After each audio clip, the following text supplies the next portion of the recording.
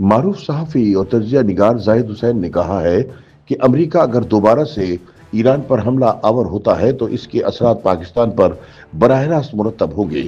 ان کے مطابق پاکستان کے لیے ایران مخالف امریکی عزائم اس لیے بھی زیادہ تشویشناک ہیں کہ پاکستان کی ایران کے ساتھ 900 کلومیٹر طویل سرحد ہے۔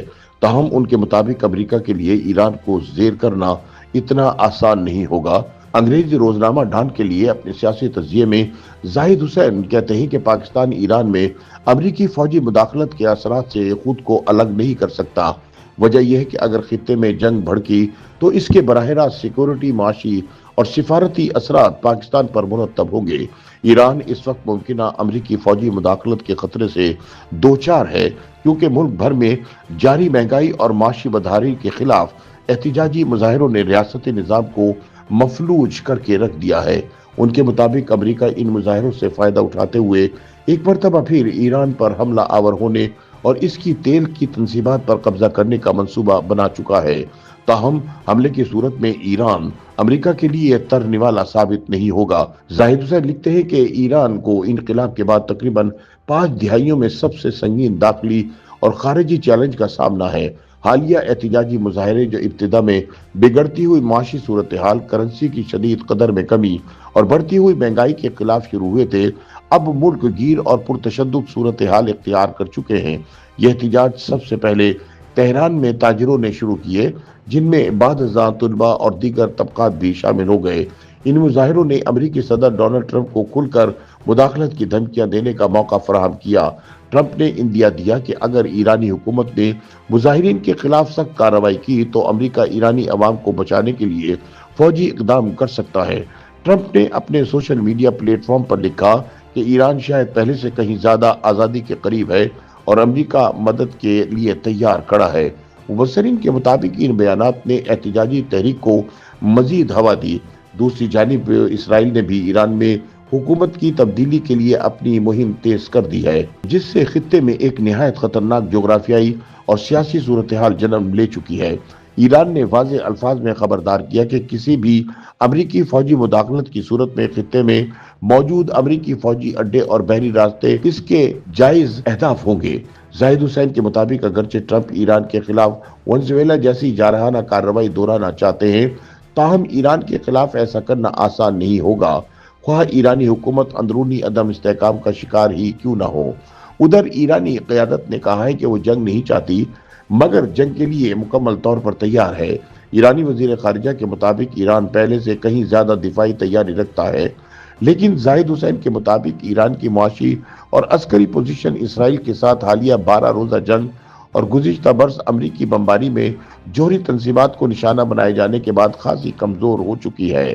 سب سے تشویشناک پہلو یہ ہے کہ اسرائیلی خفیہ اداروں کی ایران میں گہری رسائی سامنے آئی ہے، جس کے نتیجے میں ایرانی فوجی کمانڈروں اور سائنسدانوں حتیٰ کہ جوہری مذاکرات کاروں کو بھی نشانہ بنایا گیا ہے۔ خطے میں ایران کو مزید نقصان اس وقت پہنچا جب شام میں بشار الاسد کی حکومت کا خاتمہ ہوا اور لبنان میں حزب اللہ کو اسرائیل کے ہاتھوں شدید ضرب لگی۔ ان عوامل نے ایران کی علاقائی طاقت کو کمزور کر دیا ہے۔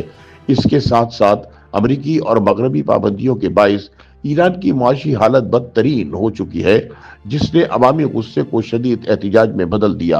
ابتدا میں ایرانی حکومت نے مظاہرین کو رام کرنے کی کوشش کی، مگر حالات بگڑنے پر سخت کریک ڈاؤن کیا گیا، جس میں سینکڑوں افراد کے جاں بحق ہونے کی اطلاعات ہیں۔ حکومت نے ملک کو بیرونی دنیا سے کاٹتے ہوئے تقریباً مکمل انٹرنیٹ بندش بھی نافذ کر دی ہے۔ زاہد حسین کہتے ہیں کہ اس صورتحال میں سابق شاہ ایران رضا پہلوی کے بیٹے کو متبادل قیادت کے طور پر پیش کرنے کی کوششیں بھی کی جا رہی ہیں۔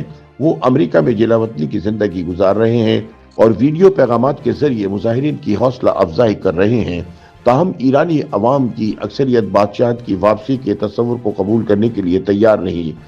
امریکی میڈیا کے مطابق صدر ٹرمپ کو ایران کے خلاف نئے فوجی حملوں کے آپشنز پر بریفنگ دی جا چکی ہے اور وہ خود کہہ چکے ہیں کہ ہم اس معاملے کو بہت سنجیدگی سے دیکھ رہے ہیں اور مضبوط آپشنز پر غور ہو رہا ہے۔